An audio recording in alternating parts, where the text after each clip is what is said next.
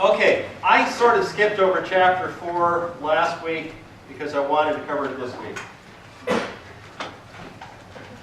This is, Brooks wrote this back in '75. He basically said conceptual integrity of a system is critical. It's why he believes in the chief architect. The problem is that it creates, as he puts it, sort of an aristocracy. I've got a big mucky-muck chief architect. What are the rest of us doing?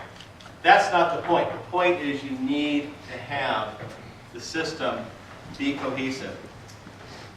I was chief architect at Pages, the desktop publishing startup, for 5 years. I actually, for the last year I was there, I was more involved with the trying to raise funds to keep us open, actually.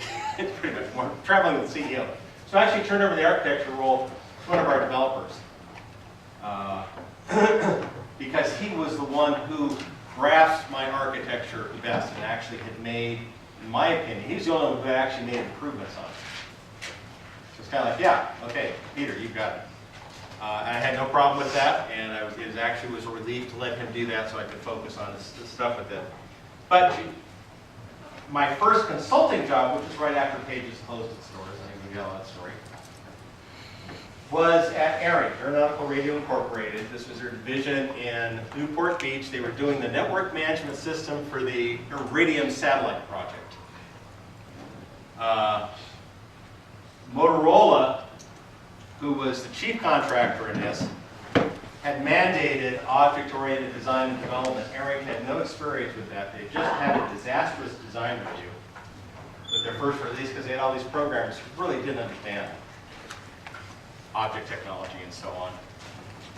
I had just published this book, Pitfalls of Object-Oriented Development, and I actually applied for a position there, and the VP over the division got my book read and said, oh my gosh, this is all the stuff we're doing. Wrong.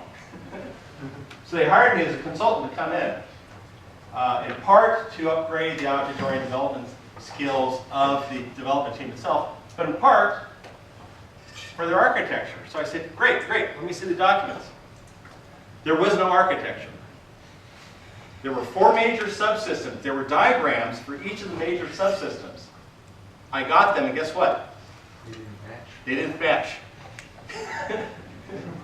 They did not fit together. They were assuming external interfaces that were different from each other. And one of the first tasks I had to do there was basically design an architecture that encompassed the whole thing, and then rework each of the 4 major subsystems. Redesign them so they fit within that architecture. A well thought out architecture does in fact increase the robustness and adaptability of the resulting software system. Architecturally speaking, I'm probably proudest of the job I did at Pages. If I can dig through my files and find, I had 3 diagrams I did on large graph paths. One showed the various components and their communications. One showed the object class diagram for the application. One showed the document composition diagram. This was, in my opinion, well done enough that we originally shipped in March of '94. Late '94, this thing called the World Wide Web started coming out. And we took a look at it, and in 4 months released a new version that was a drag and drop web page editor. This is in early '95. You could lay out a web page by dragging elements off a palette. Never touched HTML. You pushed a button and it would spit out all the HTML. We were actually probably 2 or 3 years ahead of our time. Unfortunately, it only ran on NextStep. And we went out to try and get more money so we could port it to Windows, and all VC said, what's this web stuff you're talking about? Isn't Microsoft just going to own all that? So we closed our doors. 4 of the engineers went and started another startup and did a small subset of what we had and sold themselves to Netscape for $24 million. Timing is important in the geek lottery. But the point is that the adaptation was easy because of the architecture. And one of the challenges you will face in your career is getting the time necessary to do a sufficiently robust, coherent, and sustainable architecture so that you can do those sort of subsequent changes and improvements to the system. This is one of the reasons why I mandate for these classes that you have a chief architect. You need someone who is in charge of the overall architecture of the system. Now, it doesn't mean the architect makes all the, well, actually, the architect does make all the decisions. The issue is this. Tom Affinito, back a couple of decades ago, I was going through developer training for Intelligent, another platform that came and went and died. And we were talking about architecture, and I was talking about, the need for chief architect. And Tom said, ultimately, architecture is a political act. The role of a chief architect is to get everyone else on board, to listen to everyone, make the technical decisions, and craft the architecture you're all going to live with. Now, what's the difference between the architect and the project manager, and why shouldn't they be the same? Yes? From the reading, it was very apparent that an architect is the person who designs the code and does the coding, whereas the project manager is the one that makes sure and facilitates that they can do that and don't have to worry about other stuff. Yep. And this is a classic story. Some of you may have heard this before. They say, at least one of you has heard it before because I told you. Story of a group of tourists in Europe.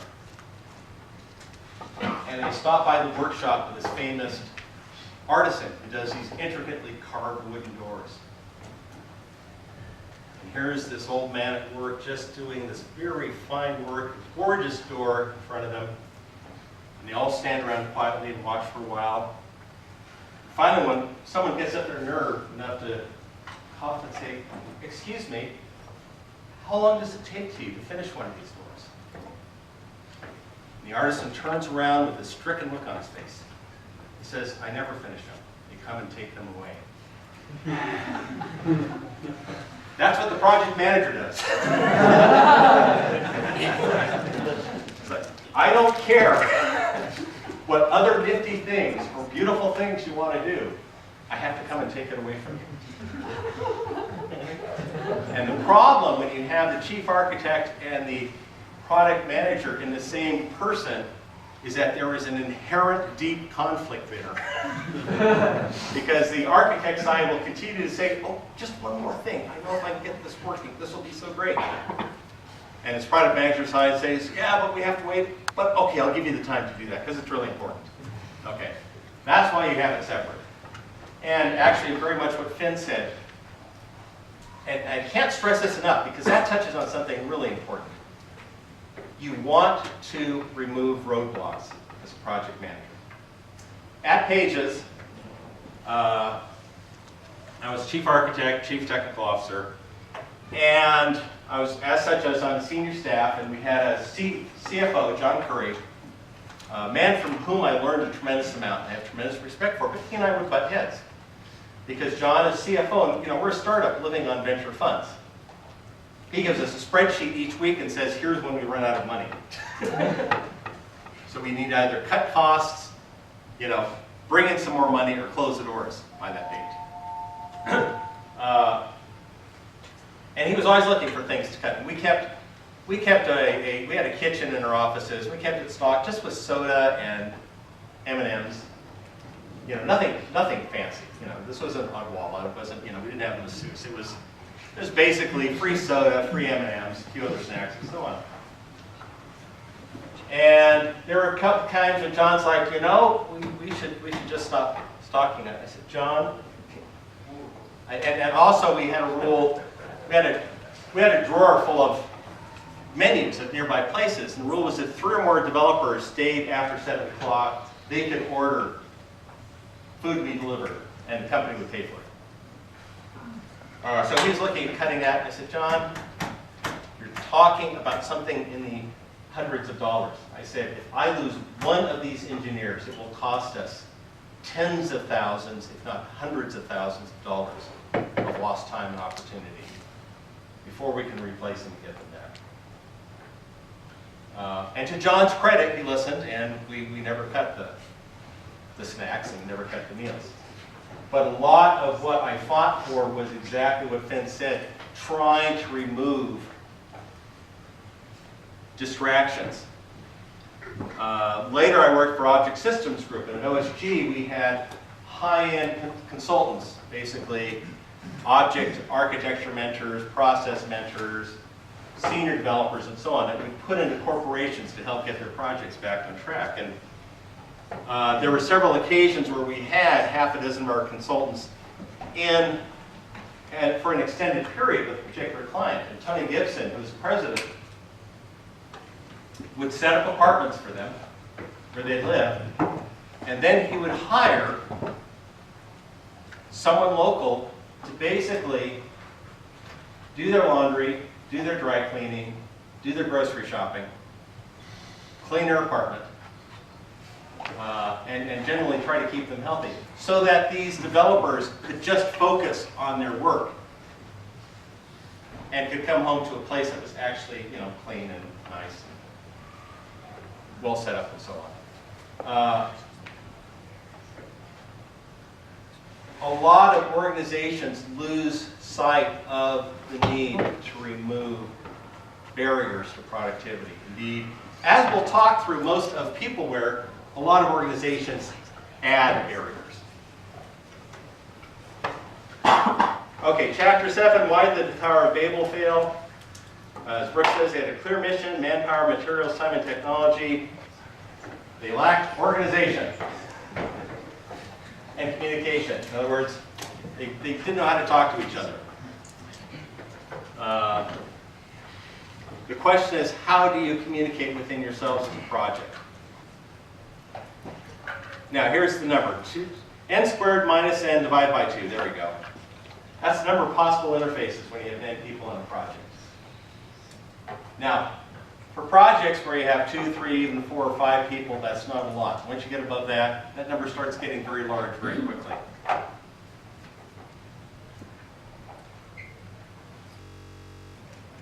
Those of you who have worked out in the field, what have been your experiences with issues of communication and organization in real life work? Anyone? Yes? I did an internship at Family Search, and when I worked there, you had all these different teams, and sometimes there would be teams that needed to collaborate on certain things, but we were doing an agile workflow, and so it kind of interfered with the time that we got to spend on like our own tasks for that team, and we'd have to have like occasionally just other teams going and pulling other people out on something that was essential for them, but where they needed the integration from this other team, and we'd end up just doing a bunch of flip-flopping, and some of the stories would get like half done, and then just some of the stuff would just get pushed back because of it. Yes? At where I work right now, there was a project that I was given that was once done by somebody else. He had already trained me in how to utilize the technology I was given and stuff like that, so it could have been a whole lot worse. But there were times where I was trying to understand where everything was and other such stuff, and so the communication challenge there was the fact that he was now off in grad school, so he was no longer working there, so I had to constantly send emails and hope that he would respond in a very timely fashion. He did answer pretty quickly, fortunately, within the day at least. But it was a bit of a nuisance to try and communicate, to try and figure out, okay, what exactly are these tiny details that I am missing that are making it impossible for me to continue. So Recognize that a large part of your career is going to be working on other people's code. I had job after job after job where I'd step into it, and there had already been an existing system. My job was to fix bugs, add features, so on and so forth, continue to push it toward shipping. You had Yeah, so this summer I worked at a company called Proof Point, they're cybersecurity. And my supervisor would often say, okay, so this is what you need to do, talk to X person or Y person to get information. Well, one of these individuals specifically would often say, well, what do you want this for? I explained what we had talked with my supervisor. He'd say, no, you don't want to do that. And then he'd start telling me how I should do it differently. And I said, well, you need to tell my supervisor because I can't change what he told me to do. Oh, so, that is, yeah. listen, this is a real life situation you will run into, yes. I would frequently get stalled in being able to do any work because I'd be told I need to do it one way and then told to do it another way until they had a conversation with each other before I could actually get them. At least you tried to get them together. Sometimes it just becomes a stalemate. Oh, and half the time it didn't. Oh, yeah. Any other comments? Yes, ma'am. I once had a boss who randomly just liked to come and join like the group meetings, and then he would assign tasks, and it would like really upset the person who was managing that small team, and then we would have to have a whole meeting about why we shouldn't be doing that, and that was, yeah. When we get into peopleware, there's a line in peopleware. Well, there's a chapter on teamicide. And their comment, Mark and Lister make a comment, it's not that organizations consciously set out to kill teams, it just looks that way. And it's surprising the things they do that are actually very damaging, but are often done for the sake of, I'm the manager, I get to do this. Yes? One thing to know, instead of working on like more open source technology, like the n squared minus n over 2 becomes like exponentially large when there's unlimited people who want to work on one core technology. And I think what has helped us like manage that scale is it kind of becomes like a duocracy. Like people will say a lot of things and talk, but then I think like the most powerful way engineers can like communicate to the managers is to create like small little prototypes, or proof of concepts to kind of like show what they mean in code, because like the code kind of, the code rules. Yeah. Which actually is an important thing. That takes us to the issue of documentation. Ultimately, the most effective documentation for the code is the code. There's almost always a lag between the written documentation and the code itself. Brooks has a chapter on planning to throw one away. How many of you have started a project, either as a team or on your own, gotten certain ways into it, and realized you pretty much did it all wrong, and have thrown it away and started over again? Oh yeah. Now, Brooks in his later chapter says, well, iterative development or incremental development sort of surpasses that. My experience is not necessarily. With Pages, I was hired to build an engineering team from scratch and to develop prototypes so that we could go around and show these to investors, venture capitalists. And so we had this awful, wretched, cobbled together prototype, which was simply me doing proof of concepts of various things and doing all sorts of awful things in the back end to make it work. One of my professional highlights is that when we closed on venture funding, I deleted that prototype. I threw all the code away. We started from a clean base. Because I knew if I kept it around, management would say, well, we already have this working. It's like, no, you don't want it. This is such a kludge. You don't want to do this. But they would insist on it. So I literally just deleted it. I said, oh, it's all gone. Starting from scratch. I didn't call that out necessarily to our new CEO that we'd hired, but the engineering team knew I had done that, and they all approved of it too. And this ties very much back into armor. It's often only when you have made your first few stabs at developing something that you realize, oh, I really should have done this differently. And you have two choices. You can throw it away and say, let's start over with a clean base, clean, improved architecture. Or you can say, well, let's make this work. We'll talk later about technical debt, because what you will often have happen in organizations is that they will push through and get something to a 1.0 ship, and then the team will want to go back to actually clean everything up. And management will say, no, we have this whole new list of features. It's like, no, we've got stuff we have to, no, you can't fix that. This is a very real dilemma. And it causes serious problems. of any of your observations on throwing one away? Anyone? Personal experience? Yeah. I started on something once. I was relatively new into a new type of programming. I was using Informatica. I don't know if you've heard of that or not, but it was something I knew that I was trying to do, and so I started up. I was recently pleased with it, though it was a pretty big mess.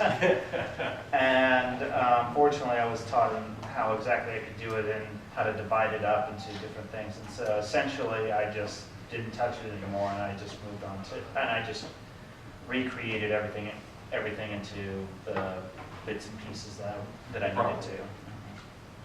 Yeah. For me, the company I worked at had their own proprietary language, and so basically my first project was pretty heavy duty for them, and so my first code review was like a 3-day code review, and I basically had to rewrite it from start with. That's not the right way to do it. Yes. I was just gonna mention, like, in the first startup that I joined, we had like 3 different phases of funding, and like after every single phase, we basically deleted our entire prototype. And even after like the last phase, going out of the company, we still deleted the whole thing. And well, no, sorry, they didn't. And so now I still get emails from them asking like, so how do you actually how does this do work? this? How And I'll did be you do like, this? all right, like I'll tell you how.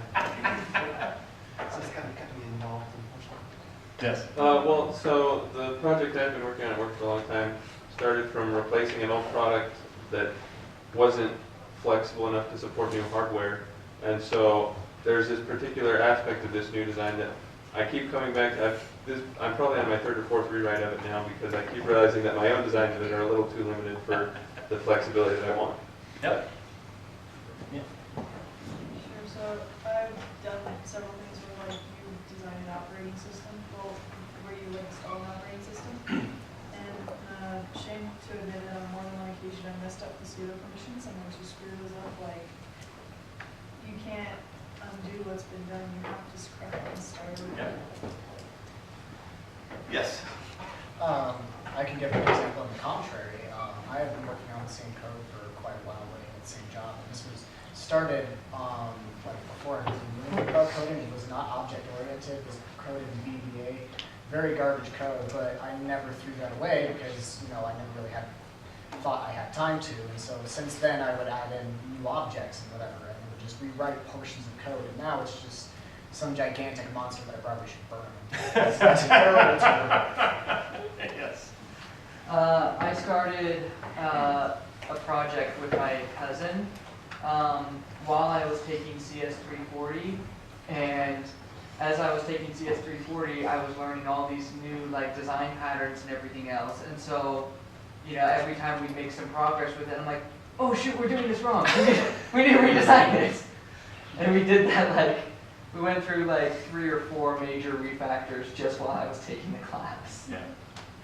Way back when I was in 236, I had this one phase of the lab that I just kept having it not pass the test driver, and I kept trying to fix bugs, but I just couldn't find it. I'm like, this is spaghetti code anyway, so I just I went home, I sat in my chair for 12 hours straight to redo the whole thing.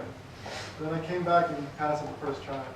I'm like, I think a big problem that some companies have is on the first iteration of their software, their project, they'll go all in on a vendor that's extremely expensive. So now they feel like they can't throw it away because they've already spent $20,000 on this proprietary software or dependency. So. Yep.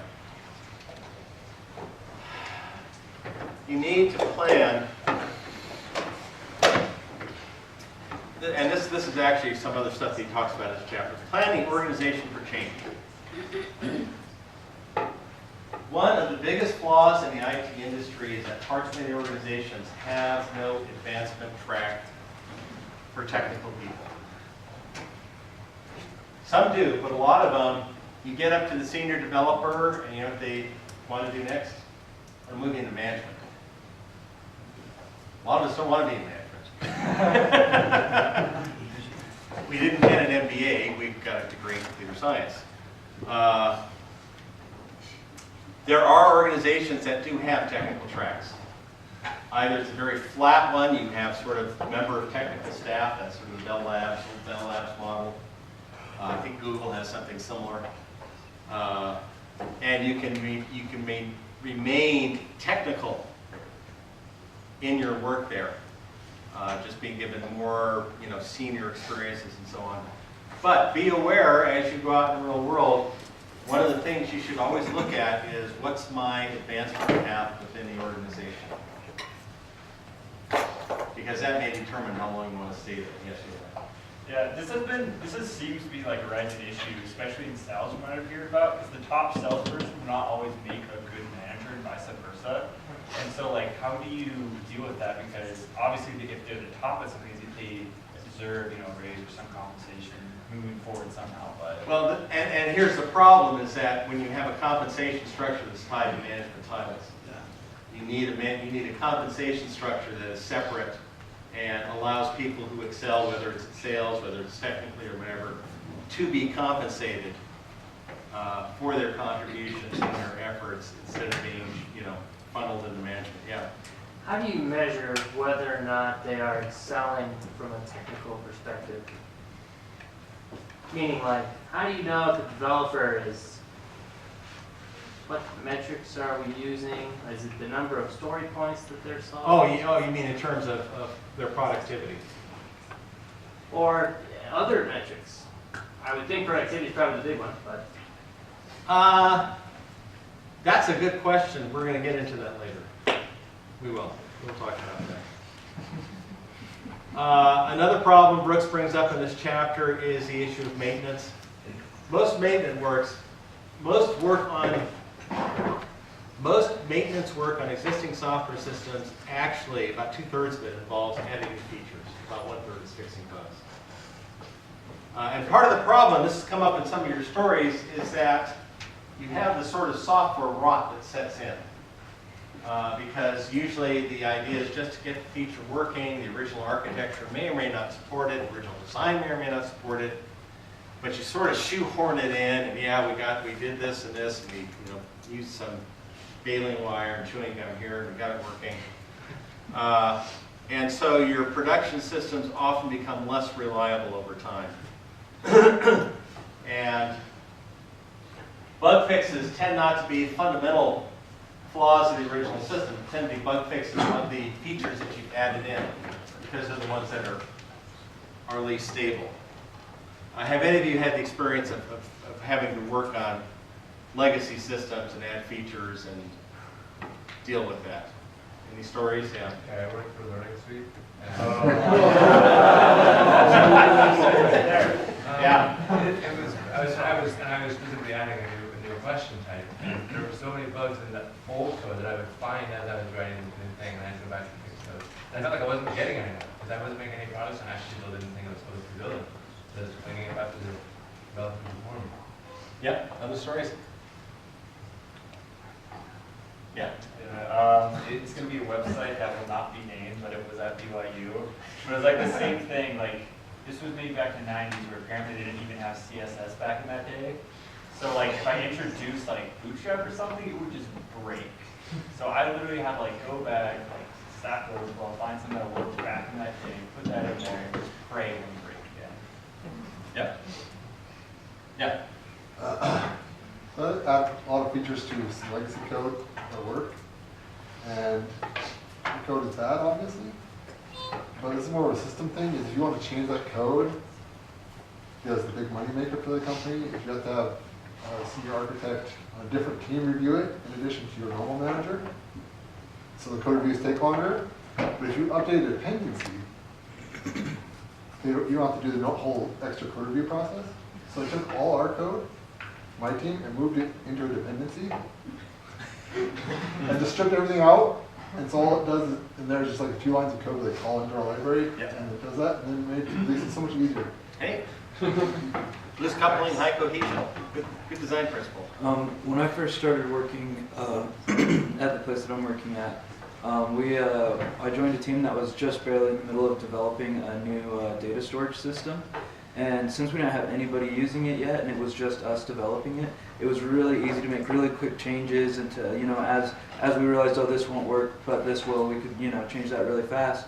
But like now that it's in production and other people are using it, even the smallest change can take a really long time because we have to like make sure that we check with like our upstream stakeholders and anybody that's using it that, hey, we're going to change this. Is this going to break anything on your end? You know. Yep. Okay, hatching a catastrophe. This maxim is so true. How does a project get to be a year late? One day at a time. Again, a big part of my professional focus for over 20 years has been on why IT projects fail. And I have reviewed hundreds of thousands of documents, literally. I mean, all the cases I've done over the past 20 years as an expert witness and so on. And usually what I do is I trace the history. I do a timeline of the project. And it almost always starts out well, though sometimes, one of my favorite maxims, already quoted here once, in developing a new program, all the important mistakes are made the first day. And I have reviewed projects where from day one, it's kind of like, oh, this is gonna fail. Because they're doing things wrong, literally from day one. But usually, it's a slow bleed. And people remain enthusiastic, and yeah, we'll work some extra hours, we'll work overtime, we'll get this done, we're going to do it. You don't have metrics, we're going to spend a whole lecture on metrics, which is an extremely difficult problem with software under development. How do you know how close to completion it is? That is one of the toughest problems, literally, in software engineering. And it's not been solved. It's going to be one of the biggest struggles you'll have in your professional life. So you've got the over about, and I have to laugh because of course the status reports you have are going to have percentage completed on tasks. And what you find is a classic, oh, it's 80% done. And where does that come from? Usually it doesn't come from analysis. It's kind of like, oh yeah, we have this feature and this feature and there's just a few things left. And then you find those few things left take as much time as the first 80%. I didn't coin this phrase. This has been around in the industry for a couple of decades. That the first 90% of the project takes 90% of the schedule and remaining 10% takes the other 90% of the schedule. That is a truism. I have watched this happen. I've analyzed multi-$100 million projects in which this has happened. Yes? So if you have someone come to you while you're working on something and they ask for basically the progress, like how far along you are, like if you can't really give an accurate statement for that, what do you do? You say, I don't know. If you're honest. If you're honest. You say, here's what I've got working, here's what I have left to get working. You know, I think it will take me this long to get this other stuff done. But again, this you know, going back to what I described about my experience, the year that we were late in Pages, and having to keep going back to the investors, and then saying, why should we believe this new schedule? Because you've been wrong every time before. That was just, it was embarrassing and agonizing professionally, and it turned me into a profound skeptic on software estimation. Yes?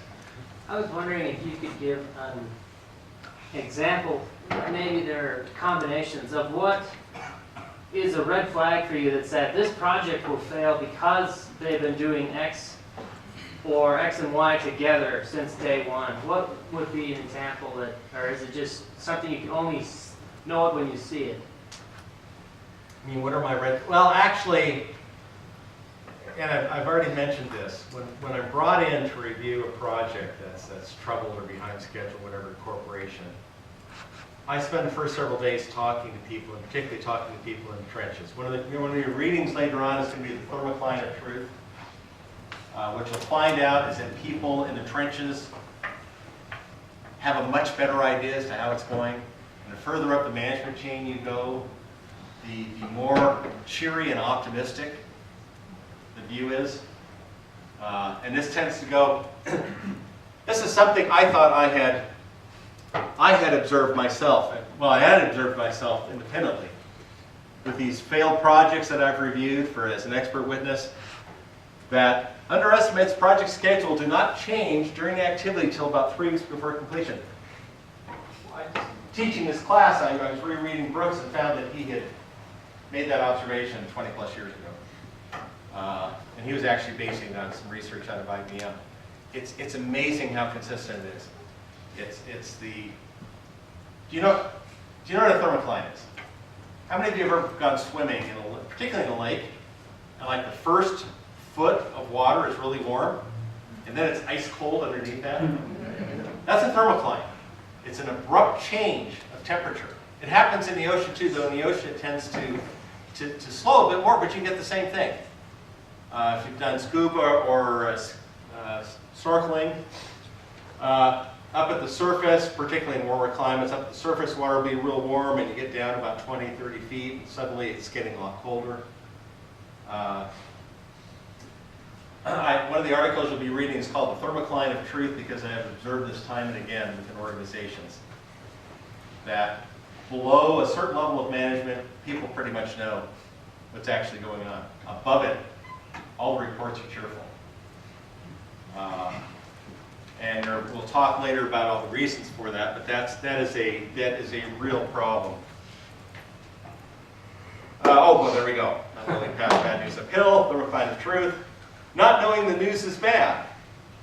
These are readings we'll have in a later section. But this is, in fact, if I go here, there's a thermocline. Difference in temperature is you have a change in depth. That's an oceanic thermocline. So you have sort of the same thing as far as what's really going on. Part of the problem is just knowing what you don't know. And of course, this is why we keep coming back to armor. Often we don't know yet what we don't know. And the problem is a lot of the metrics that we have, Jerry Weinberg, that which gets measured gets fudged. If there's a metric that your management imposes on you, okay, we want 100 lines of code per person per week. Great, I'm going to reformat my code so it's really long to go down. There have been organizations that have said, oh, we're going to have bounties for fixing bugs, in which you get our conspiracies between developers and testers. I'll introduce the bug, you fix it, we'll split the bounty. No, that's really happened. So.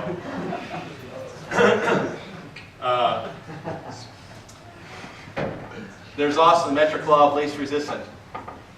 We'll have a whole lecture on metrics, but the more human effort required to calculate it, and frankly the more subjective estimate, the less accurate and often will be calculated until it's abandoned. Things like lines of code are popular simply because they are automated and objective. The problem is they don't tell you anything meaningful. How many of you worked in situations where you've had management dictating certain metrics for development and that turned out not to work so well? Anyone? I've been lucky so far.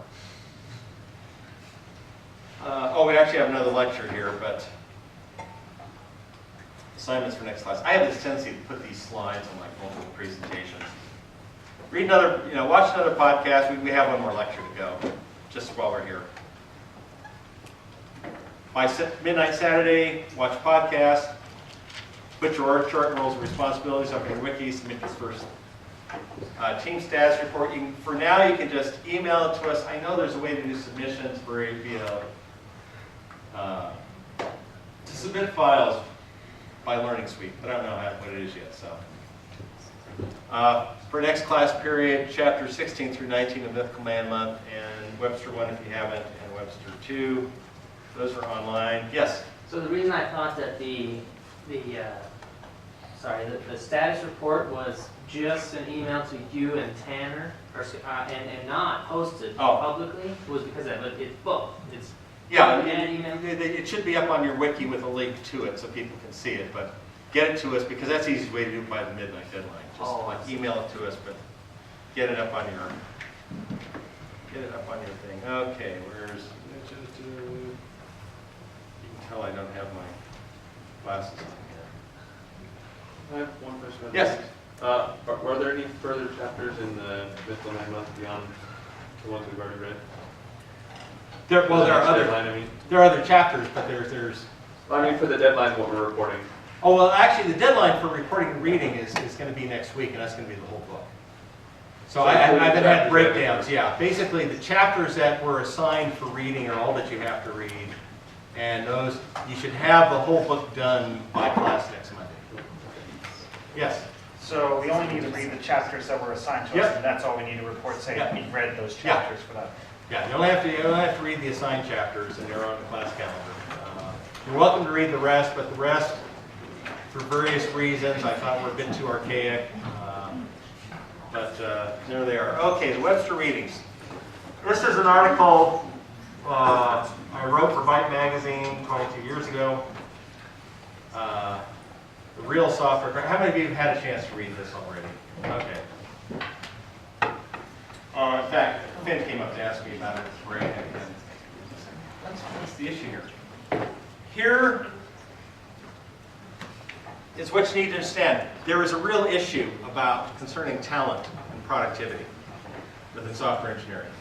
There have been various studies done over the year that even holding steady for experience, education, and so on, have shown productivity differences among developers anywhere from 2 to 1 to 26 to 1.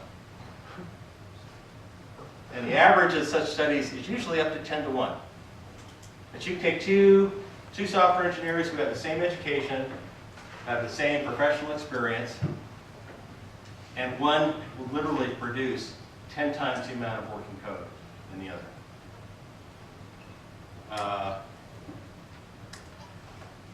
Now, the problem is that there aren't a lot of people who are naturally gifted at this, but there's a tremendous demand for people in IT.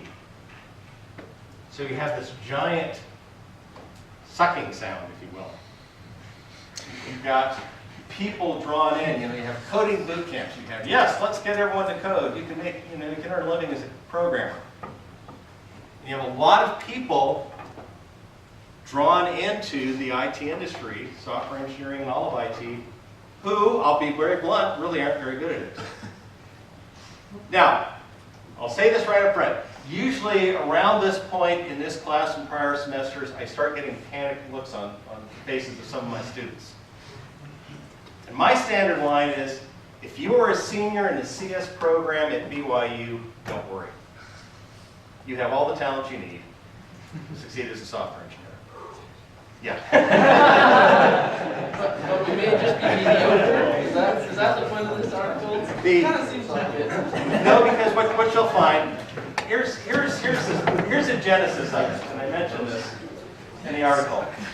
Back when I was an undergrad, took CS 404, I think it's called 505 now, Computers in Society. That's the 404. It's 404 still, okay. I took CS 404, it was taught by Tad Norman, who was former department chair, and I can't remember the other teacher, I should look at my notes. He wasn't a professor, he was someone who like me, had worked in industry for many years. And he was taking a year off, just a break from industry, and had contacts here at BYU, so he was a visiting professor for a year.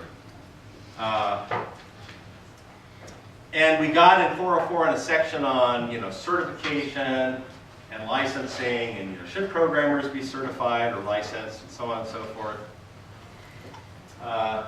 And he looked us over and he said, here's something which you may not believe, but it's true. He said, if you knew which ones to pick, you could take half of all the people out there working in the computer industry right now, in data processing. He says you could take them out and shoot them. And not only would no deadlines be missed, a lot of them would be advanced. And I graduated about 2 years later and went to work and found out he was right. And I don't say that from arrogance, but one of the first pieces of code I had to look at and do something with, it was at General Dynamics, San Diego. We're doing military and space-related stuff. I worked on cruise missile simulators, large space structure stabilization, Bayesian analysis of radar signals.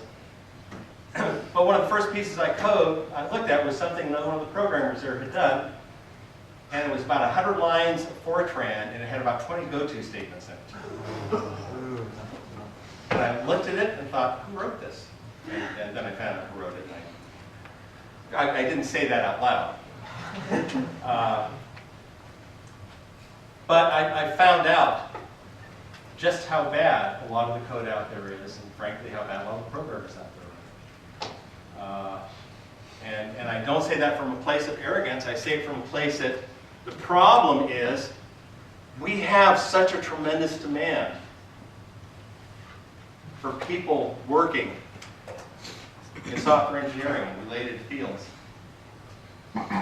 that a lot of people who really aren't very good at it manage to get out there and get jobs and stay there.